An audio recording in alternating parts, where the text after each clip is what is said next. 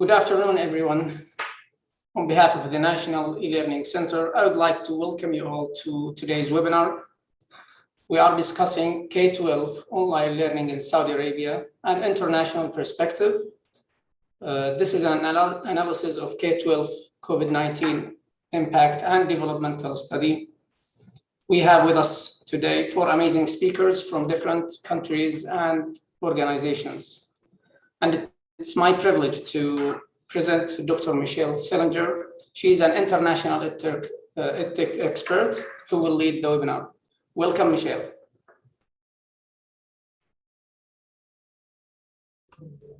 Right, thank you everyone, and welcome to, I add my welcome to this. Good afternoon. As we've just heard, we are going to discuss the research report of Saudi Arabia's response to COVID-19 in K-12 education and provide that international perspective. This is the first of 2 webinars, and this one is giving a very much an international perspective, and we will hear, I'll tell you a little bit more about the second webinar at the end of this one today, so something to look forward to. So I'm working as a consultant to the National E-Learning Center at the moment, and this center was established in 2017 as an independent entity to enhance trust in e-learning programs in the Kingdom of Saudi Arabia. So the center supports digital transformation initiatives, and it has a dedicated unit for researching, developing and testing new pedagogical models and developing standards and competencies for e-learning, which is quite unique, and for providing support to all K-12 education institutions across the country, private and public. So thank you for taking the time to join us in what we know will be a very informative hour. We're starting with Alexander Case, who is the Associated Vice President of Strategic Partnerships for the Open Learning Consortium. And he will start by presenting an overview of the report that his group were commissioned to undertake. This research examined Saudi Arabia's response to K-12 education during the pandemic to better understand and continuously improve the state of online learning in the kingdom.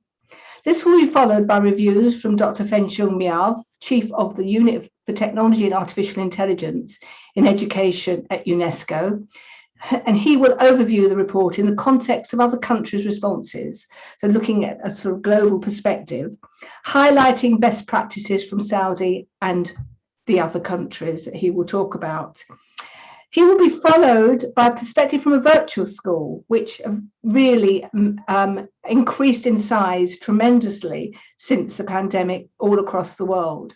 And our speaker for this is Kip Pikmin, who is Executive Director of Illinois Virtual Schools in the US. So I hope at the end there'll be time for just 1 or 2 questions or responses to what you've heard.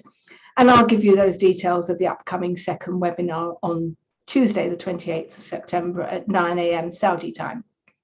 So over to you, Alexander.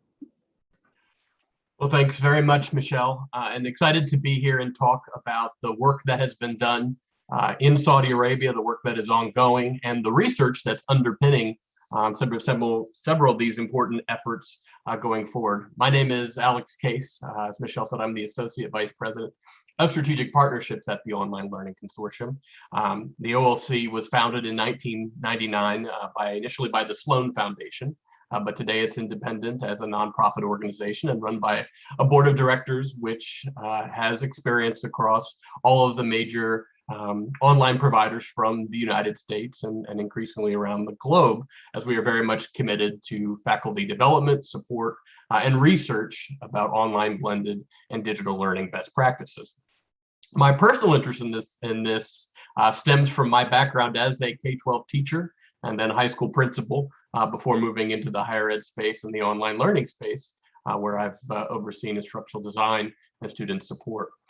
This study was coordinated by the National E-Learning Center in partnership with the Online Learning Consortium. And first and foremost, what we want you to know is that it was international in focus. It was international in review to really amplify and highlight the unique investments made within this country.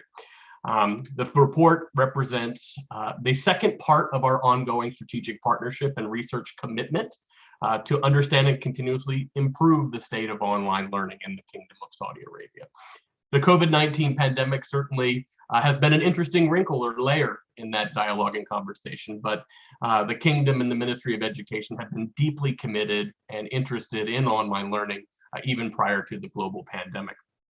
In fact, our phase 1 report, which was published in October 2020, began by looking at the initial disposition and status of online learning in the Kingdom, and then the initial impacts of COVID-19 to set a baseline and a benchmark for the improvements that the ministry and the Kingdom wanted to make.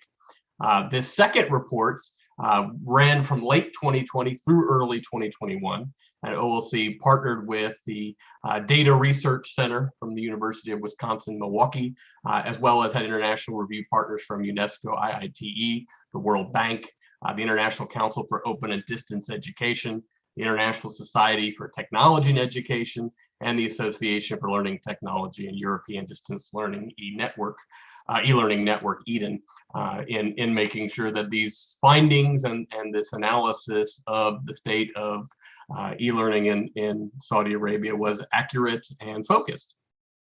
So an initial outcome of this study was key recommendations and an assessment of what satisfaction was by different stakeholder groups. And of course, in a K-12 setting, we're talking about a number of stakeholder groups. We're talking principals and school leaders. We're talking the faculty, teachers, and staff at institutions. We're talking about parents and students. And so measuring the level of satisfaction across several domains with each of these stakeholders proves very important in moving ahead. The phase 1 study chiefly affirmed that the pandemic required rapid acceleration and delivery of fully online courses for a high volume of students.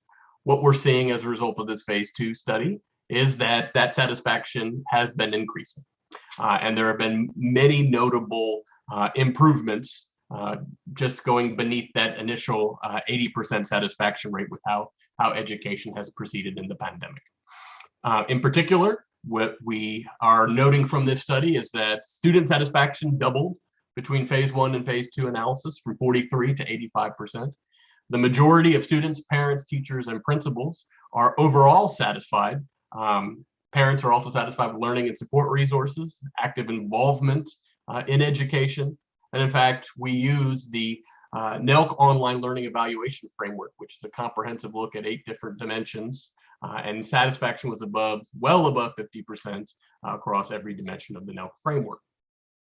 Some of the chief conclusions that I hope we'll be able to dive into and talk about what the future holds for include the marked improvements in digital literacy skills. This is one of the most promising areas of growth and satisfaction from an administrative perspective in COVID-19, use of digital tools, ability to work in digital environments, engagement in learning. And it's impressive that 93.9% of principals and staff saw an improvement in student skills, and 95.7% of principals and staff saw improvement in teacher skills, which to me underscores that we're ready to take on whatever the world throws at us in terms of challenges, but most importantly, looking at the holistic future of the education and the workforce landscape for Saudi Arabia in the post-pandemic world. Opinions and perspectives have also shifted about online learning as a strategic choice. One of the things that jumps out at me from our research in this study is people are not opposed across all the stakeholder groups to the expansion of online learning and perhaps its role in online learning in the future. Many have indicated, particularly from the student front, that they would look forward to learning online again. Not that we'd like to do so in a pandemic-related context, but that online learning in general is a tool in their repertoire and useful for their studies. 80% of administrators also agreed strongly that they would look forward to offering fully online instruction at their schools again. And so providing some additional planning feedback of the way that online learning is strategically implemented, either as the primary method or modality of instructional delivery, or as a blended or secondary form, is an interesting layer. The second thing that I think is critical to note about the design and findings of this study is the connection to the Madrasati learning management system. It's incredibly unique. and I hope we delve deeply into this today. It's incredibly unique to adopt a national solution based in terms of getting stakeholder agreement, in terms of the cost and the amount of resources it takes to develop a system that's going to work across the country. But in between phase 1 and phase 2, we saw even greater adoption and acceptance of Madrasati as the lone choice and the premier choice of online learning for the kingdom. So that is something that we took a look at relative to the other industry options that are commonly used throughout the globe, and noted that has been supportive in the development of a successful online disposition in the kingdom at this moment in time. There are a few recommendations that come out from our phase 2 study, and those are ones that I know NELC is following through and working to support. Those range from ensuring students have the right technology access to have a supportive study environment, the necessary skill development pieces, even beyond the major gains in literacy skills that were noted, and then critical to the kingdom's needs, but also common throughout the globe, is increased professional development for online teaching for faculty and staff. We need to look at the pipeline of teacher development coming in and what skills teachers need as they enter the workforce. We need to look at the existing faculty and how we can continue to support their use and experience with digital learning tools. There are policy and regulation updates that of course stem from greater use of online learning resources, and then continuing to invest in Madrasati to make sure that it remains competitive and a leader in the world as investments are being made by corporations across the globe that are invested in learning management tools. The Online Learning Consortium is very grateful and has been honored to be a partner of the National E-Learning Center and to dive deeply into the state of learning in the Kingdom of Saudi Arabia, and looks forward to continuing the partnership to just really see how this investment and this commitment and strategic choices derived from the vision that the kingdom has continue to pay dividends for learning and for the online learning field based on what is going on. So Michelle, I think I'll turn it back over to there, and that gives a pretty solid primer to what has happened with this report coming out. Yeah, thank you very much. Thank you. And it's a very, very quick summary of a very comprehensive report. The thing about professional development is so important, isn't it? And what another project that I'm working on, they said, well, we don't include technology in our professional development programs. It's we have to bolt it on. I said, absolutely not. You do not bolt it on. It has to be integrated.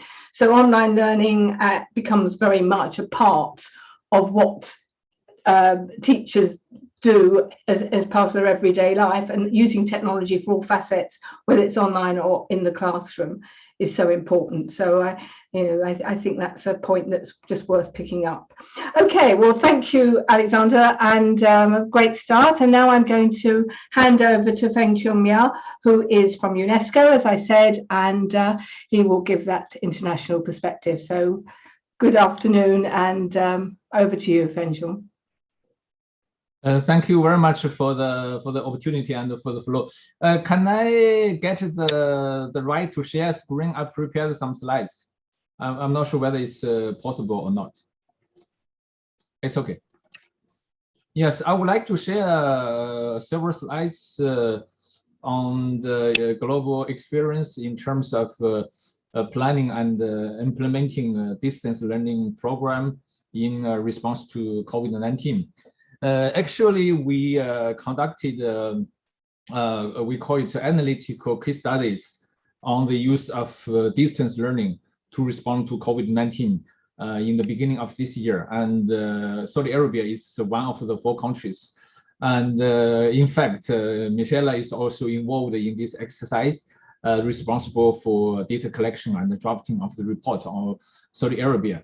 So first of all, we try to understand the common challenge of all the countries that all countries are facing in terms of responding to COVID-19 education disruption. And at the same time, we also want to analyze what are the unique challenge different countries are facing, especially in Saudi Arabia and these 4 countries. So those are the common challenges. I think all the countries try to respond to try to address through the distance learning program.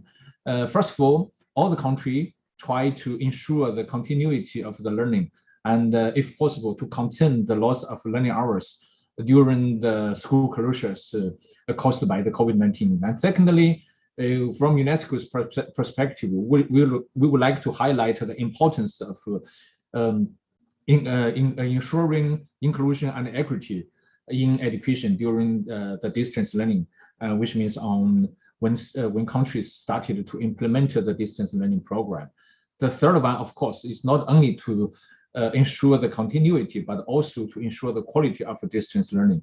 And the fourth one was discussed earlier from the presentation that we also need to care about the well-being, the social action, social interaction, and the social value development of students during the school closure when they lost the opportunity of interacting with other kids, with their teachers in person. So we need to care about their social well-being. Based on this, and we developed a survey. We developed a very intensive set of questions to collect information. And the survey, even only the survey had more than 40 pages. And after a very painful process, the data we collected somehow. And first of all, of course, why we choose these 4 countries is because these 4 countries, all of them have a very good digital readiness, and of course they had a very good preparedness in terms of delivering distance learning, and this also supported by the data. So you can see here, in Saudi Arabia, 97% of the population have been using internet even before COVID-19, and the broadband and mobile penetration at the country level is almost 100%. Of course, you still have some, disadvantaged community, but in general, the readiness is quite high, and it's very much a result of the visions of the country and the kingdom that are set up for the 2030. I think you can see visionary leadership is very important in terms of preparing the country, even before the crisis or the future upcoming crisis. And of course, Finland had been among the 4 countries, Korea is the number 1. Korea has been topping the internet connectivity index. That was put forth by ITU and continuously carried out every year. So every year, Korea is number 1 in terms of internet connectivity. And the smartphone ownership is already reached 118, meaning that many of the people in the country are holding more than 1 mobile phone, a smartphone. So that's the penetration in Korea. In Finland, no surprise, it's the same. More than 90% of the population are using internet, even it's lower than Saudi Arabia. And you can see also the 94% of the students have computers in school, and it's higher than the average of the OECD countries. China, among the 4 countries, because China has the largest population, the penetration of the computers and the internet among 4 countries is the lowest one. But still, after 2 decades of efforts, China already reached quite a good readiness compared to the other developing countries, because China so far is still among the developing countries.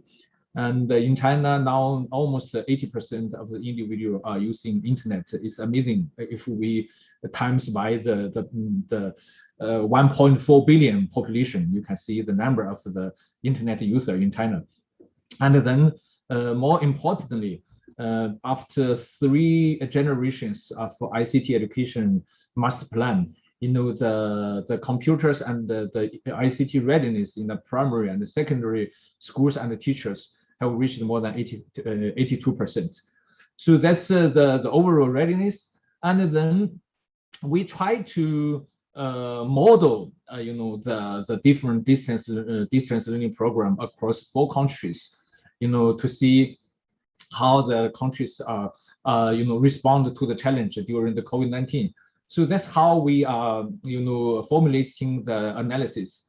In terms of we try to find out what kind of distance learning solutions different countries are using, and especially based on their political system. For example, Saudi Arabia, Korea, and China all have a centralized political system, while in Finland is quite decentralized. So based on this, that's what we have found out. In Saudi Arabia, based on the efforts of the National E-Learning Center, you have built a centralized platform, IN and Madrasati, and that's covered almost 100% of the students. And in Finland, it's totally different story. They don't have a national platform. I asked them in the beginning, oh, do you have a national distance learning platform? They said, no, we don't have. But they very much, I call them, they use the teacher as the response unit. The response unit is not the national distance learning platform. It's the teacher individual. They are the frontline workers. They become a response unit, and it's very much depends on teachers' capacity. The teachers are using varied platforms, applications to deliver distance learning, especially Moodle, Google Classroom, Microsoft Teams, Office 365, and Skype and Zooms. They are using these applications to support distance learning. And in Korea, it's quite similar to Saudi Arabia and China. They have the platform. They have two platforms. One is from their Keris. Keris is more like the National E-Learning Center in Korea. And Keris have a platform, especially for the online learning. At the same time, they have EBS. EBS meaning Education Broadcasting System, which means they are still using TV and radio program to supplement the online learning.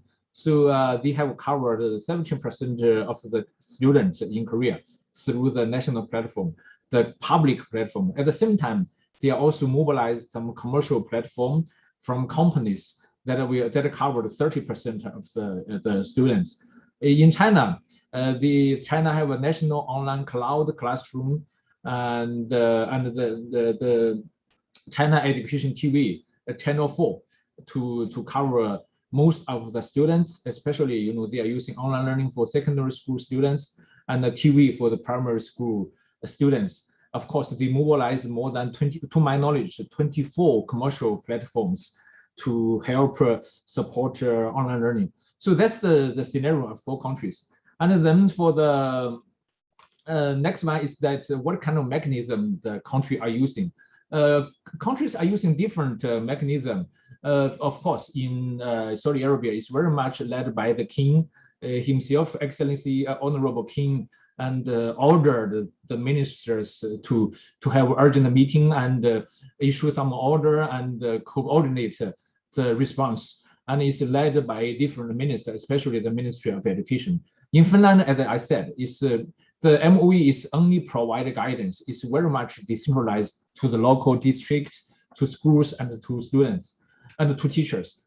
Korea is also a ministry-led, but they also mobilize the intersectoral cooperation and the multi-stakeholders cooperation.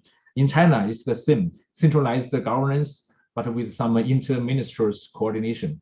And the private sector are also providing a lot of support, especially, we understand that in Saudi Arabia, in China, we have the national platform. But during the normal situation, the visitors from teachers and students may be very limited. Maybe 20% of teachers are using the online platform. Now suddenly, all the teachers and students need to visit the platform simultaneously. So which means the country need to upgrade the platform, not only the functionality, but even the bandwidth, the connectivity. So for this purpose, especially for urgent needs, the public government has been relying on the private sector to mobilize the telecom sector to provide help. And especially in both countries, in terms of the low-income family where they may not have computers, and the countries mobilize the private sector to provide digital devices for the students from the low-income families. And also, if the country are going to develop, curriculum content that cover all the subjects, cover all the grade levels, usually the government may not have the time. And for this purpose, the government need to mobilize the private sector, the company, to help the government to urgently develop courses for subject and for all the grade levels. Of course, sometimes also the private sector also made a financial contribution to these efforts. And the next one is that what kind of measures have been taken to ensure the inclusion and equity in education.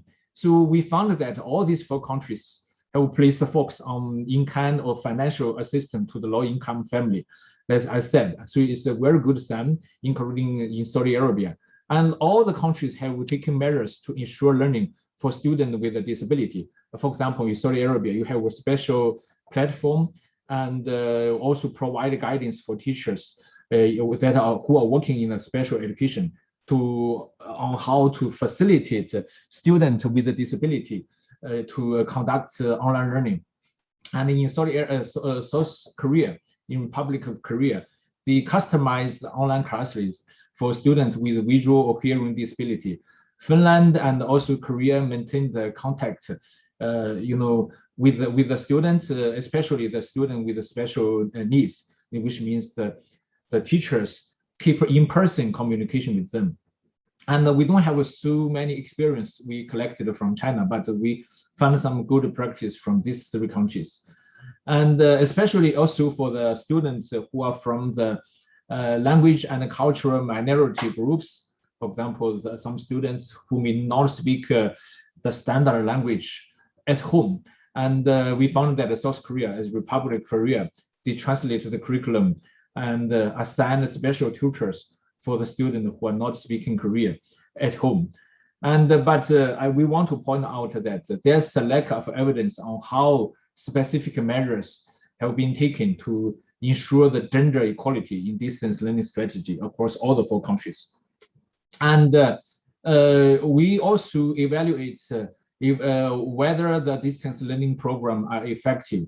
So we evaluated them from the containing of the learning loss, especially the loss of learning hours, and also the quality of learning, but also the effectiveness in terms of providing, social caring and to protect the well-being of students during the online learning. So that's the result we found. All the countries, including Saudi Arabia, have reported that they have minimized or even they have zero loss of learning hours because they have a very swift shift to the online learning. And also that's showed thanks to the high readiness of technology, as mentioned earlier.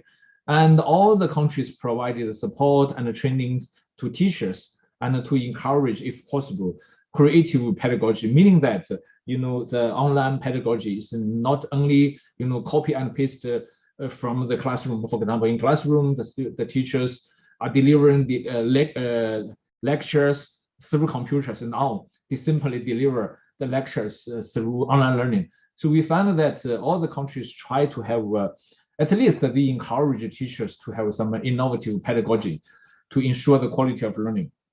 And the digital divide have been, largely closed, meaning that, as we said, the countries provide measures to, support the connectivity and access to devices at home. So that's a good thing.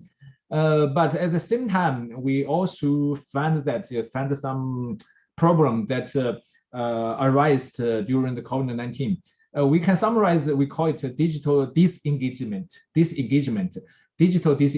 meaning that we have the online learning, but the students are not fully engaged in the online learning. There's a digital dropout, meaning that the students register in the online platform, they drop out. And we need to track them. And secondly, they not drop out, they are still keep registration, keep logging in. And the teacher are blah, blah, blah talking, the student keep online, but we don't know what they are doing. If the teachers are not requesting students to turn on their camera, we don't know whether they are playing games, they are sleeping, or they are chatting with others. So that's a digital disengagement. So we found some signs from these countries. For example, in Finland, almost a half of 7 to 9 grade students reported that, and also 1/3 of the students in grade 4 to 6 reported that they have learned less than usual during the remote learning. In Korea, they also said that they get bored of online learning. They would like to have a break for the second semester. So we don't have so much data from Saudi Arabia, but we believe that there might be also some problem, so we should pay attention to. And at the same time, as discussed earlier, we really need to strengthen students' social development and the mental well-being when we implement such a large scale of online learning. So, and to try to think of the marginalized group in the country.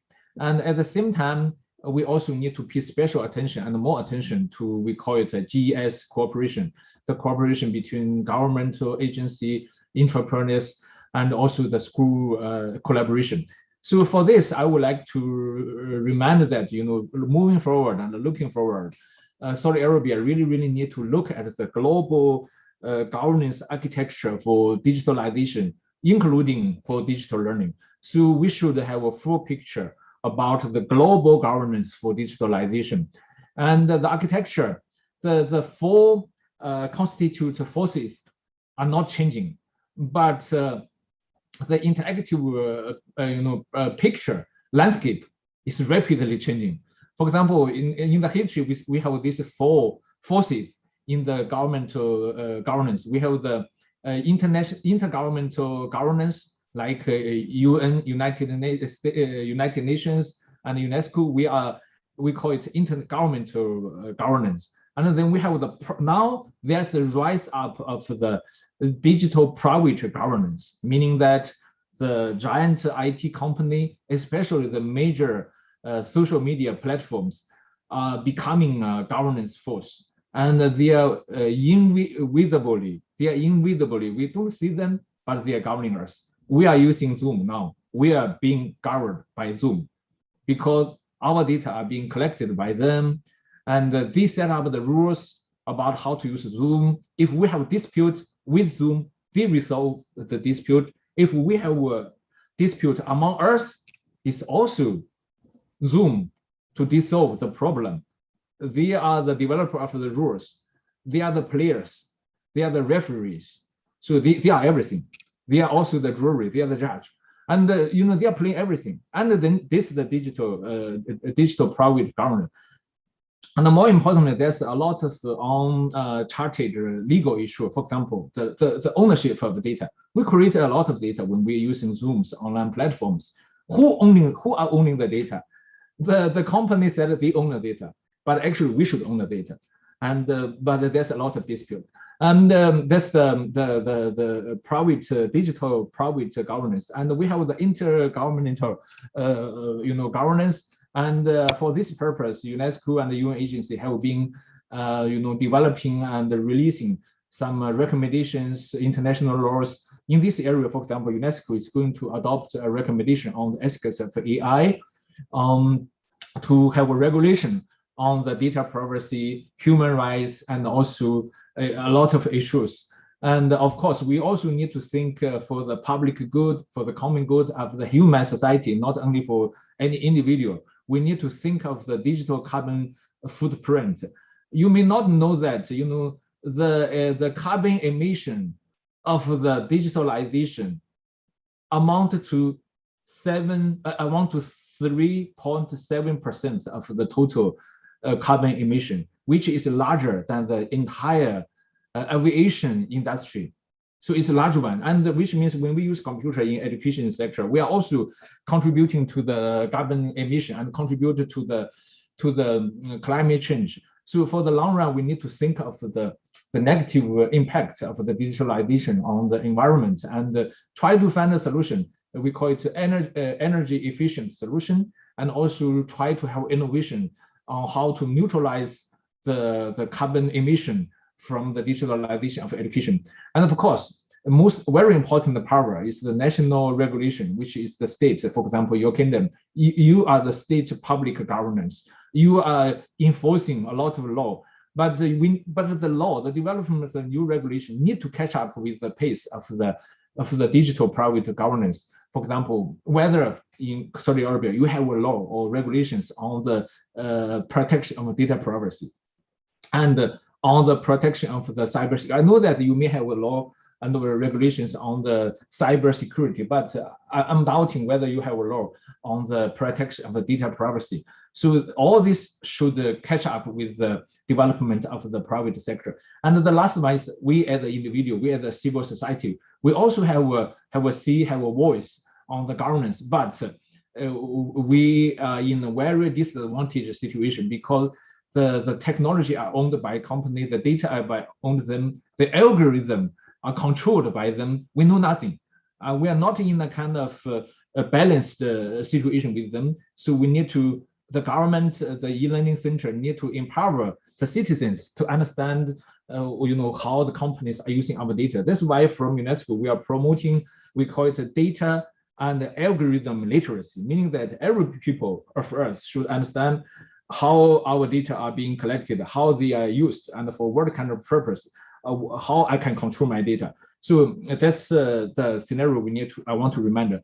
The second one is that still, during the COVID, Saudi Arabia did very well in have a very quick shift from the classroom-based learning to the online-based learning, and we call it home-based, distance learning.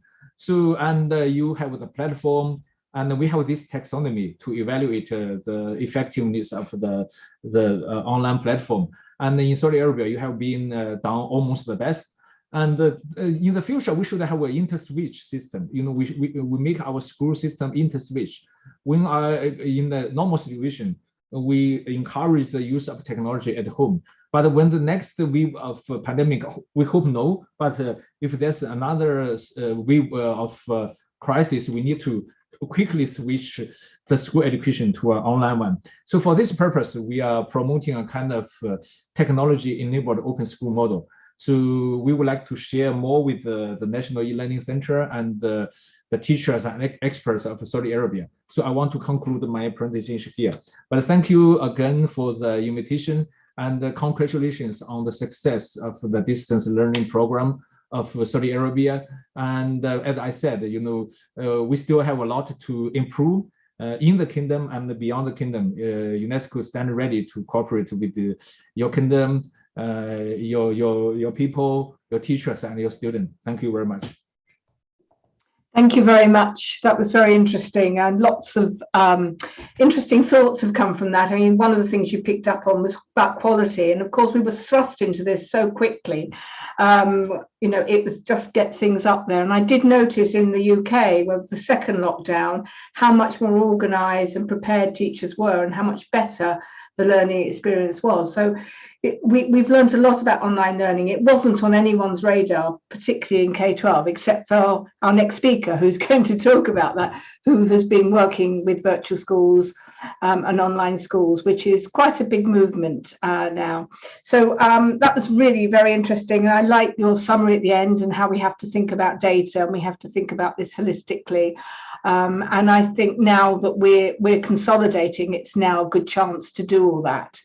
Right, well, I'm going to hand over now to our final speaker, to Kip Pikmin, who is running the virtual school in Illinois. Okay, over to you, Kip.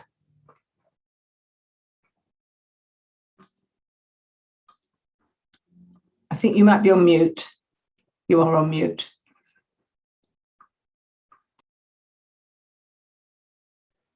Thank you, Dr. Sellinger. My name is Kip Pikmin, Executive Director of Illinois Virtual School, and I am absolutely thrilled to be able to spend the next 20 minutes or so with all of you. Let me get my screen here set up.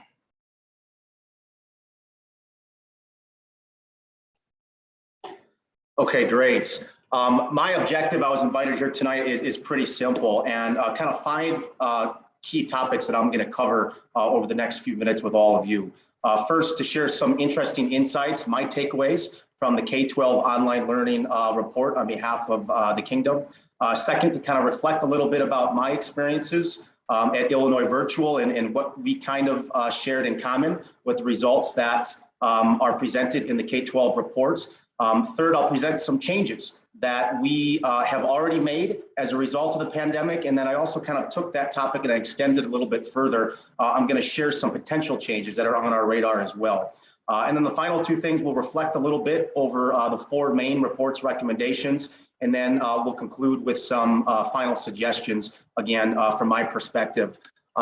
First, though, I'd be remiss if I didn't start this presentation this way with a round and plenty of notes of gratitude. One thing that we all share in common, being in education, whether you're a teacher listening right now, a board member, a leader, so forth and so on, we all have so much to do and not a lot of time to get it done, right? And so thank you for choosing to spend the next 20 minutes with me and the prior half an hour or hour as a whole with this whole presentation. The fact that you're using some of that scarce time you have with us speaks volumes to your commitment to your profession, your care and passion to be a lifelong learner. And so thank you for spending some of that time. And two, thank you to the Online Learning Consortium and all of the other wonderful partners on the screen for helping to lead in conjunction with the NELC this project. Although I was invited to share my expertise, the neat thing is when I dived in there and started to read the report, I certainly learned things as well, and we're all in this together. And so thank you to all of these great organizations as well. Really quickly, I'd just like to provide a little bit of context on Illinois Virtual because that'll give you some background and some better insight into where I'm coming from. Illinois Virtual School is a supplemental online school that serves 6th through 12th grade students in Illinois, one of our 50 states across the United States of America. We've been around since 2001, so we've been doing online learning for over 20 plus years. We have over 130 different 6th through 12th grade courses for students to choose from, core courses like science, math, English, but also world languages and electives and accelerated or advanced courses.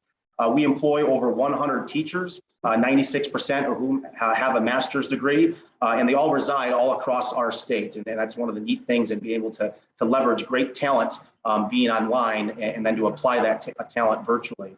So we've been in the online business for quite some time. And so the challenges that we face as a virtual school were vastly different than the challenges of a face-to-face school because we didn't have the challenge of having to accelerate the rapid advancement of our course delivery because we've already had our courses in place.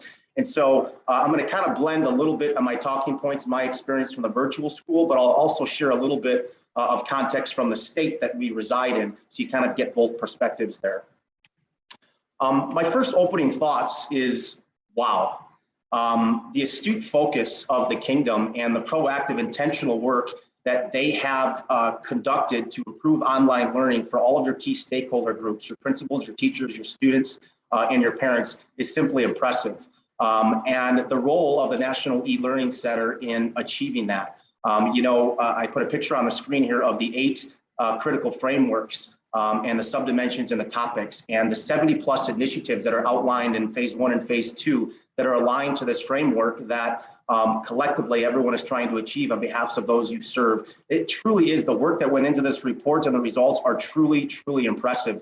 And so congratulations to the Kingdom and to the National E-Learning Center for such great, outstanding work. Other things that jumped out to me was just the sheer volume of survey participants because that gives the report that much more credibility. I believe you had near almost 500,000 survey participants across distributed across equally among all your stakeholder groups. And the satisfaction of these stakeholder groups moved above 80% from phase 1 to phase 2, and the satisfaction of your students doubled from the 40th percentile range above 80% from phase 1 to phase 2. And so that just tells me again, the intentional proaction and the strategic planning that took place in order to get such great results. So some interesting aspects of the report from my perspective, and the most important one is really the first one. The majority of the students and parents reported online classes having equal outcomes to on-site classes. I read that statistic early on in the report, and to be honest, I probably didn't have to read anything else in the report, because if the students and the parents and the teachers agreed with this as well, statistics were positive in terms of everyone felt that their experience online was pretty much equal to their experience face-to-face. So if you go back to the previous slide, that tells me that the KSA hit all of the key dimensions of the framework. Because if everyone feels the outcomes are going to be equal, then I could probably assume that there was backwards curriculum design in there. There was quality personalized assessments. There was adequate support for teachers, so forth and so on. So I thought that was just an amazing, a very positive statistic that jumped out to me. Second, the majority of students and parents would recommend expanding online learning in the future. When I read this, it gave me chills down my spine and it made me feel really good. Obviously, online learning is one of my greatest passions. And to read that students and parents now are at a point where they're welcoming it and they're seeking it out and they want online learning to be a part of the strategic future gets me very excited. One of the challenges that we face in Illinois, being a virtual school that has done online and remote learning for 20 years, is to re-educate our communities about what traditional online teaching and learning looks like compared to what the vast majority of people across our state in Illinois experience, which is what we call emergency remote teaching. And unfortunately, those lines have gotten muddied a little bit, where a lot of parents and students now assume that the experience they had taking an online course when the pandemic began is the experience that all online learners provide. And so the fact that your students and parents want to continue to have those opportunities is outstanding. And similar to that point, only 20% of your teachers and school leaders suggest their school avoid expanding online classes. So the fact that 80% of your teachers and school leaders are open to expanding that is great. You know, personally, as I look across the landscape to provide students with the opportunity to learn in different buckets, particularly in 3 modalities, where if you need to take a science course, you now have the option to take it face-to-face, blended or hybrid, or online. Wow, how powerful is that now that the student, their family, and perhaps an academic coach or an academic advisor now can have really intimate conversations about which modality of learning is best for that particular student. And also on the teacher side, some teachers thrive better teaching online than they do face-to-face, and I'm going to talk a little bit about that later. Fourth, the online learning, everyone felt that the culture around digital learning improved as a result, going from phase 1 to phase 2. And if we're talking about scale and innovation over time, that cultural piece is absolutely critical. Fifth, online learning improved the teachers and students' digital skills. You know, the World Economic Forum recently released their updated guidance of the top 10 future attributes that future workforce employees should have. And many of those elements in that top 10 are naturally cultivated in the online environment. Things like stress tolerance, resilience, grit, problem solving, critical thinking, active learning, applying technology in meaningful ways. All of those things naturally happen in the online environment. And the fact that everyone felt in the study that the teachers and students' digital skills improved is only going to prepare them later on in life. You know, here in the USA, 1 in 3 students, generally speaking, pre-pandemic, 1 in 3 students take at least 1 online course every year.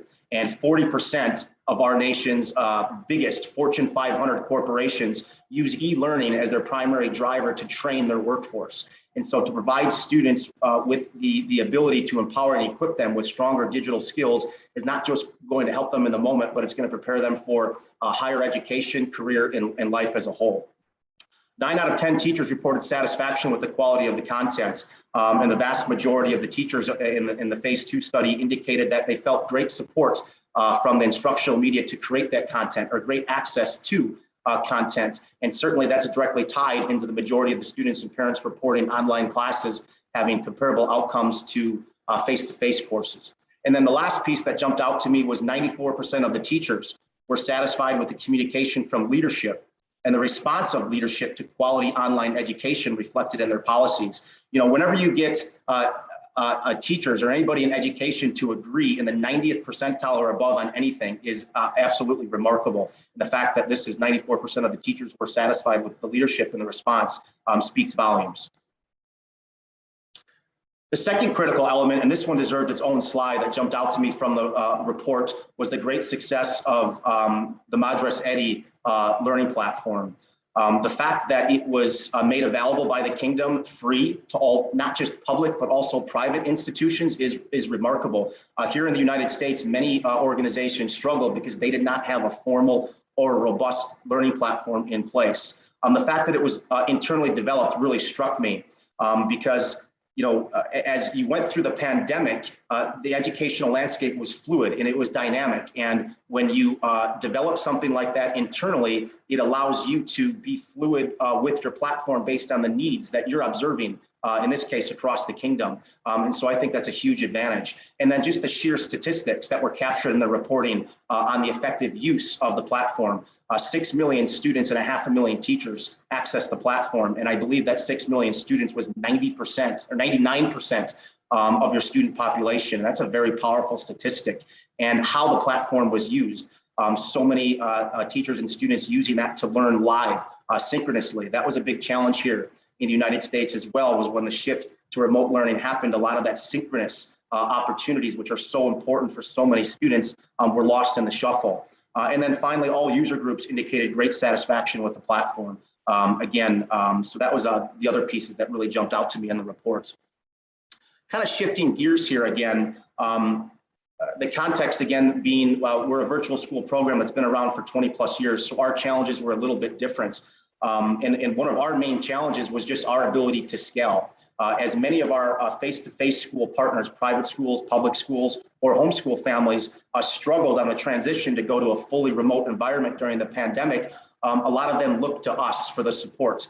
And within 12 months, we had to bring on board 40 additional teachers in order to meet that demand. And so when you get such a high amount of demand at once, it exposes opportunities for improvement in your program. And for us, it exposed 4 opportunities for improvement. First and foremost, as a whole, we noticed more so during the pandemic that a lot of the students that came to us struggled with soft skills. And by soft skills, I'm referring to things such as their ability to be organized, their ability to self-advocate for themselves, their ability to problem solve, their ability to communicate and collaborate effectively using technology, their time management skill set. Pre-pandemic, students would choose to come take a course at our program at Illinois Virtual, and so they were invested. During the pandemic, a lot of them were forced to come take a course with us because they didn't have any other options. And so we saw that many of those students did not have the critical attributes that we would want to see in your traditional online learning student. And so for us, we've reflected on that, and we're putting mechanisms in place to help students better navigate the learning platform and to cultivate and empower those soft skills. The second challenge that we observed was our middle school, what we refer to as our 6th through 8th grade students, required a lot more support compared to the high school students. Typically speaking, the percent of the student body that we serve pre-pandemic is usually about 80% high school students, 20% middle school students, or 6th to 8th grade. And during the pandemic, we saw a great increase in our younger students. And we quickly realized that we needed to approach things vastly different in order to best serve our younger students compared to our high school students, particularly on the time management side, which is a piece I know that was articulated in the phase 2 study. And so we put in some supports and pieces in place to better structure the pacing of our courses to better serve those 6th through 8th grade students. The other piece that we are improving on that I'll talk a little bit more about is to better engage the parents of the younger students. At the middle school level, the parents become almost the mentor or the coach compared to maybe the older grade levels where students might have a advisor or things of that nature. Third, that we all know is a social and emotional challenge. Certainly we face that at the virtual school as well. But a piece that also often gets lost in the shuffle is not just the social and emotional challenge on students, but also on teachers. And so we put mechanisms in place that I'll share here shortly on the teacher side. But we tried to approach, and we're still approaching the social emotional side as what I refer to as the W-shaped recovery. Oftentimes when we talk finances and we think of a V-shaped recovery, when you hit the bottom, you're going to kind of boomerang out to the other side.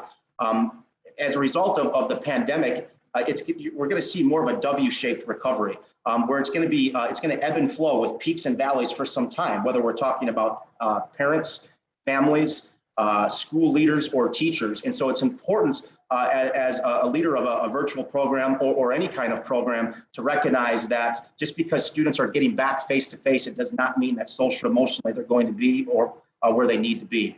So I kind of always like to think of it as the W-shaped.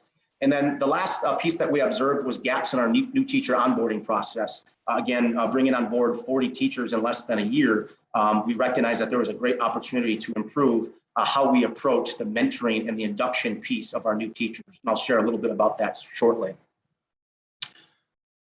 From this slide, I wanted to take a different angle outside of the virtual school program and observations that we saw from our state, the challenges that our state, which probably mirror a lot of what took place across the entire United States. First and foremost, schools were unprepared. I want to preface that by saying it's to no fault of their own. As we all know, this pandemic came out of nowhere. That being said, it's important to be open and honest with yourself. And the vast majority of schools here in the United States were not prepared for this. Because of that, in Illinois, our governing body, the Illinois State Board of Education, coupled with a few other reasons, when the pandemic started, they came out with a do no educational harm policy to students. And in other words, whatever grade a student had when they entered the remote learning period of the pandemic, by the time they came out, that grade could not have been lowered. It had to at least stay the same or go up. And one of the reasons they put that policy in place was because they recognized the vast inequities that existed across our states and that lack of preparation. And a large part of that was due to the digital equity challenges, the lack of students having one-to-one computing, the lack of not just internet connectivity, but also the robustness of internet connectivity. That's a piece that often gets lost in the conversation. There's millions of students across the United States that have connectivity, but it's not powerful enough. Maybe it's not powerful enough for them to download videos or video stream or video conference. And so there has to be two sides of that conversation on the digital equity piece, not just providing connectivity, but making sure that it's robust. And that was certainly a challenge here. The rapid increase of course creation and content delivery was a profound challenge.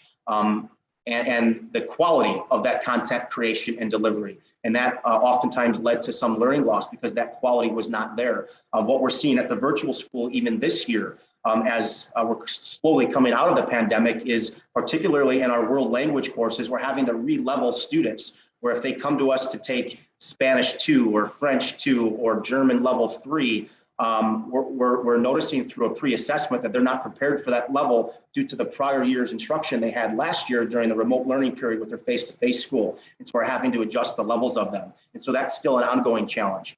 The fourth challenge that I observed across our state was everyone's heightened awareness of how important it is to have a robust and responsive learning management system platform.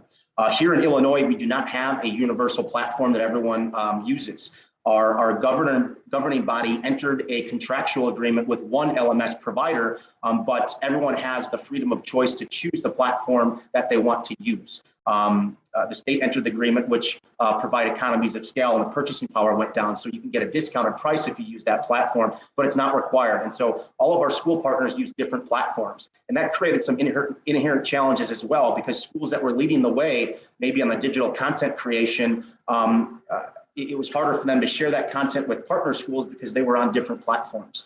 And then the last challenge, to no surprise again, is certain populations of students struggled. Our students in rural areas, primarily because of the lack of bandwidth and broadband internet access. Students from lower socioeconomic backgrounds, again, lack of internet connectivity. Our English as a second language students struggled online.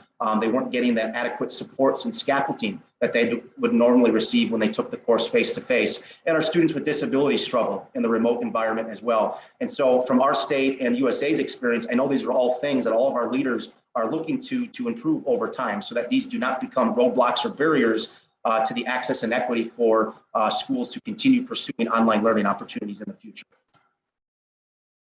In terms of changes that our program has made at Illinois Virtual post-pandemic, one is we're being more in tune with parents. One of the things that we've observed is parents now, during that remote learning period, were more connected to their child's education than at a time that I've ever seen in my professional career. And we want to take advantage of that.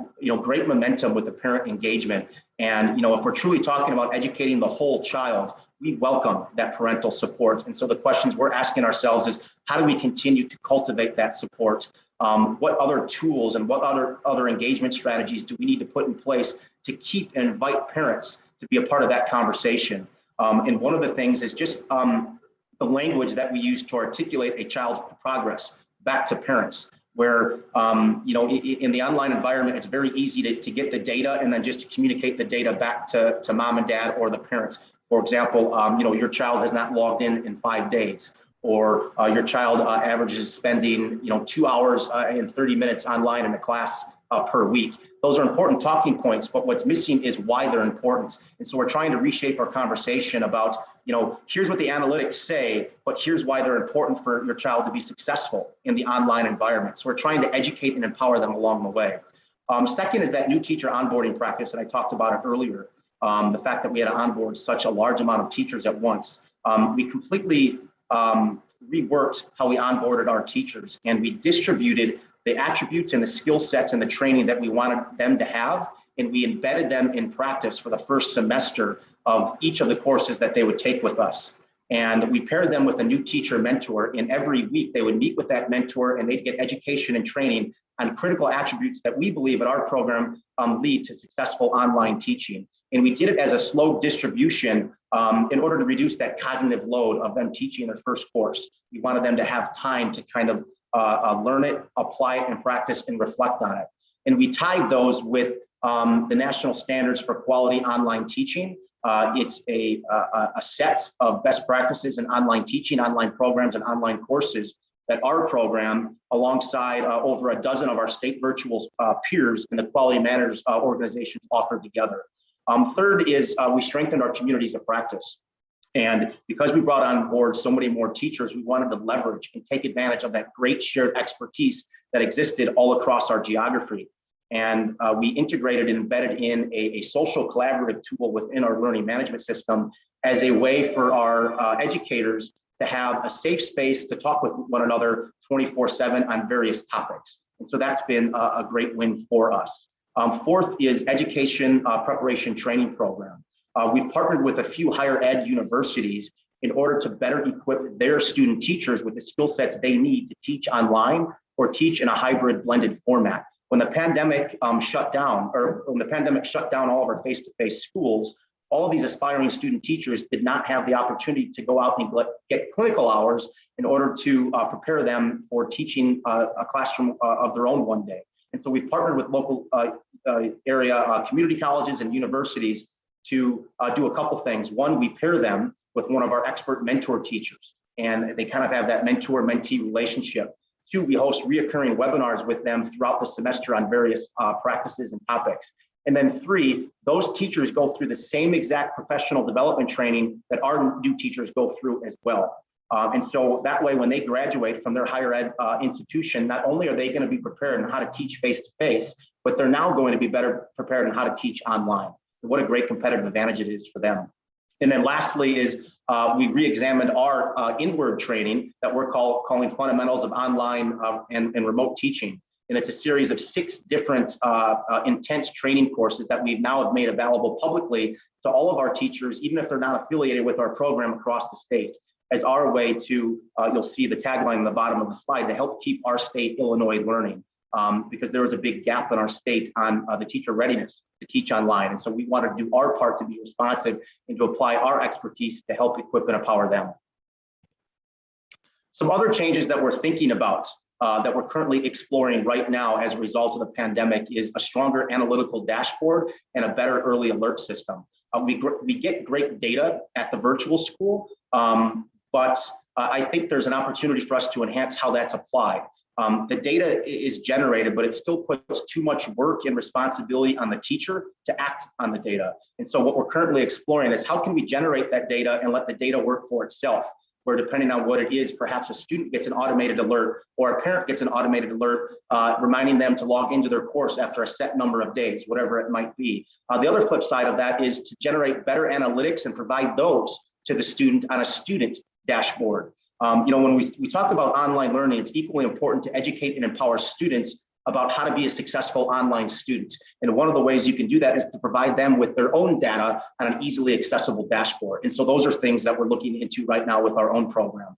Next is a more stronger just-in-time student support and to do a better job of leveraging artificial intelligence. We have a robust help desk that's available for students during standard business operating hours. But what happens when a student gets lost, stuck, or confused when that help desk is not live or active? As we know, the great affordance of online learning is students can work on their course at any time of the day that they choose, at least within our program.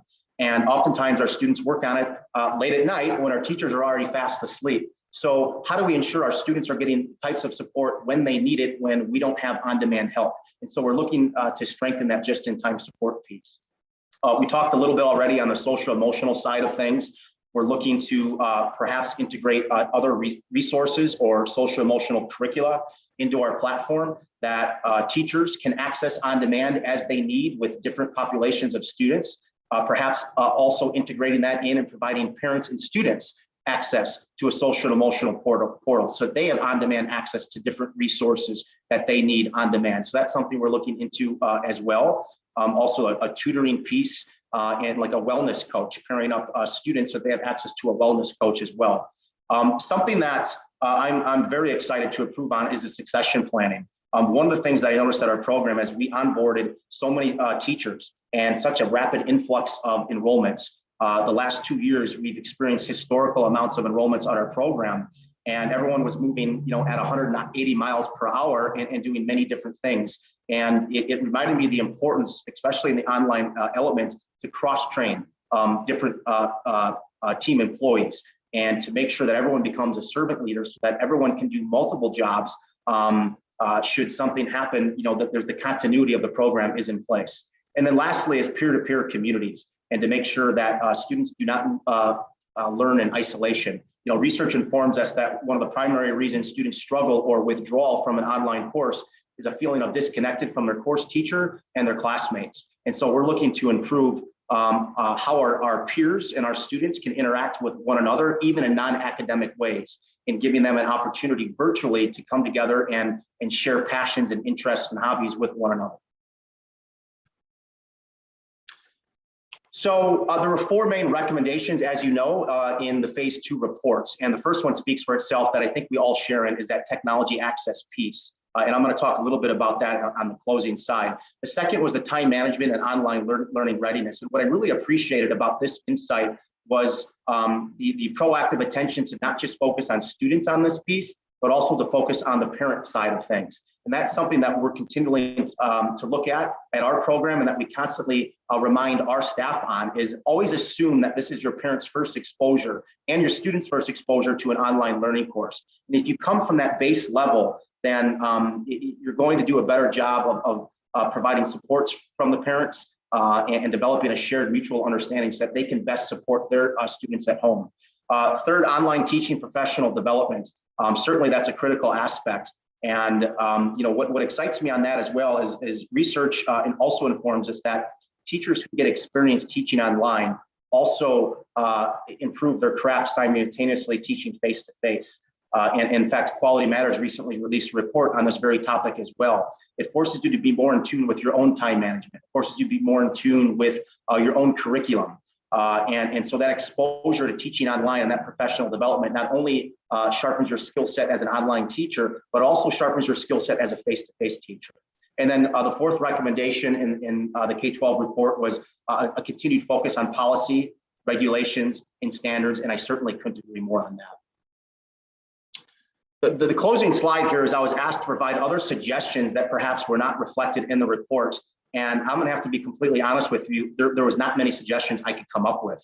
This report was so robust and covered all of the critical aspects of what a quality online learning program should aspire to achieve. And that is clearly evident in the emergent K-12 framework that the NELC has authored. And this is just an outstanding framework, and it has all of the critical elements there. And so it was difficult for me to come up with suggestions that were not already present. And so on this closing slide, at the very least, I'm going to kind of reinforce those critical elements that kind of spoke to me.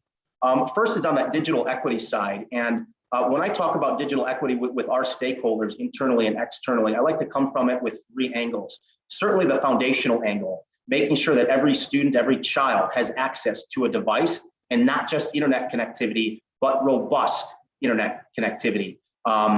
In the United States of America, there's not great studies that get to a definitive answer on the lack of broadband, but most of them say there's still over 10 million students, K-12 students, that do not have internet connectivity. That does not include students that have under connectivity. Where I live in Chicago, Illinois, there's 1 in 5 students still have zero access to internet. So certainly that's a critical piece. But when I talk about digital equity, I like to add 2 other layers to it that to me, the conversation needs to change. The second is the conditions to learn. Every child might have access to a device. Every child might have robust internet activity. But if we're not doing our job on teaching and empowering them on how to apply technology in meaningful ways, how to equip them with the attributes, then the fact that they have a device and the internet connectivity gets lost in the shuffle. And then the third piece is relevant learning activities. So not just making sure that they have a device, they have internet, and they know how to use it, but also that they're given the opportunity to learn in meaningful ways. That personalized learning, that problem-based learning, developing that student agency. And so when I talk about digital equity, I like to come at it from all 3 of these.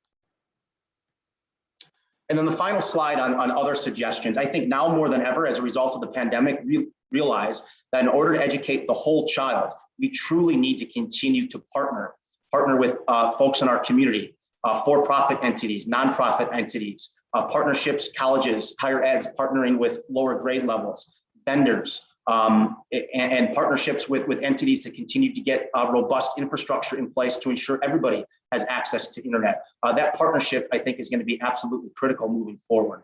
Second, a continued focus, and again, all of these are referenced in the report, on organizational culture and continuing to empower stakeholders to take risk, and making sure that our teachers are comfortable taking risk, and equipped and empowered to do so without fear of failure. Because ultimately, if you want to create and maintain that culture of innovation and scaling that, then we need to provide our teachers professional development opportunities and sandboxes in order to take those risks.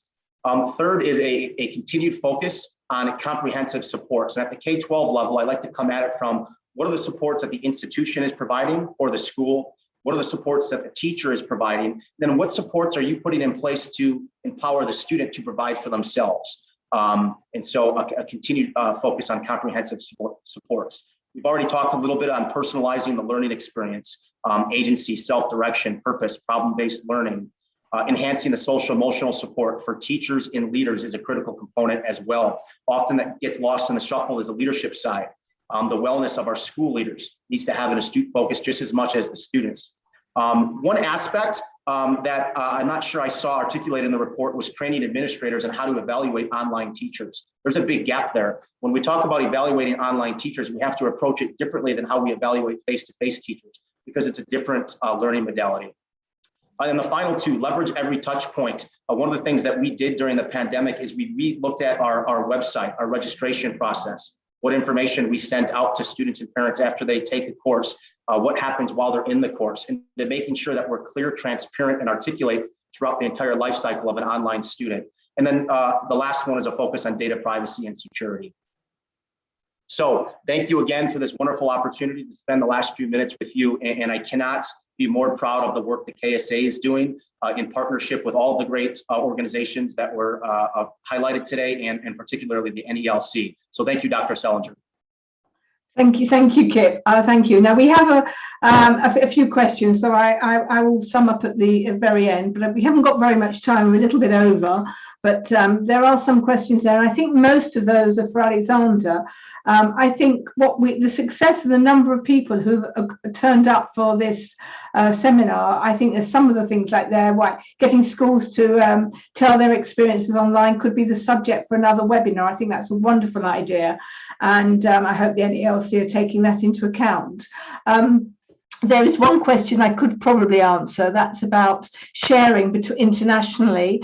I think UNESCO do a great job in sharing information about what other countries do, but to have that community of practice is very good. There are a number of communities of practice on LinkedIn. There's one I could commend to you called the Resilience Network, a Learning Resilience Network.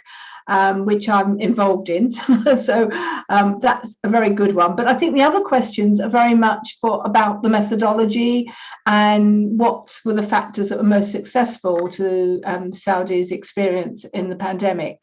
So those 2 questions particularly, I think, are for you, Alexander.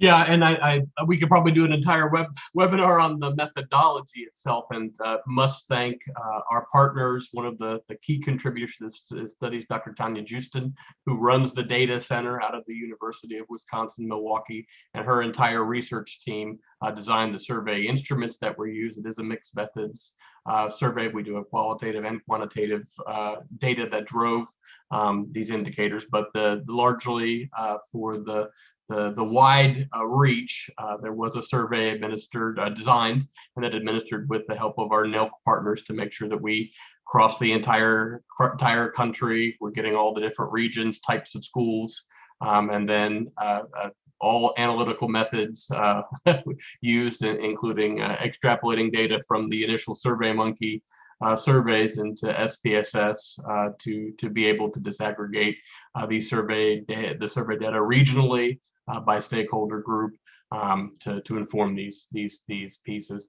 And then adding back in, once we had the quantitative piece, it was going to look and see what some of those specific stories were by different stakeholders, and we have attempted throughout this survey, without this report, to weave in some of the voice of our leaders throughout the kingdom. So I can speak to specific pieces or point folks to our partners at Data if other specific methodological questions, but that's the basic.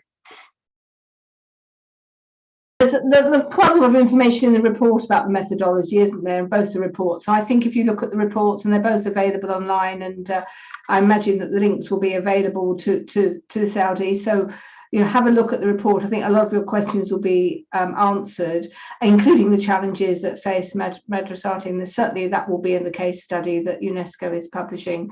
So that a lot of that information is available. And as we haven't got much time, I think we need to close it here. But I want to thank everybody very much for their attendance. First of all, to the people who are online, thank you for your questions, and to thank my speakers, Alexander Case, Kip Pigman, and Dr. Fenju Miao. So thank you so much for your time, and thank you to the National E-Learning Centre for facilitating this webinar. I think it's been very valuable, and the next one is next week on Tuesday at 9 a.m. And you'll hear a little bit more about Finland and Korea. So you're going to get the response from them. So you've heard a bit about them from Dr. Miao, but you haven't heard from them. So they're going to be talking about their experience. And again, like Kip, to talk about how their experience was similar and different and what they've learned. So that's sharing again of experience that you think is very important. So thank you, everyone, and enjoy the rest of your day. Thank you so much. Thank you, Michelle. Thank you, everyone.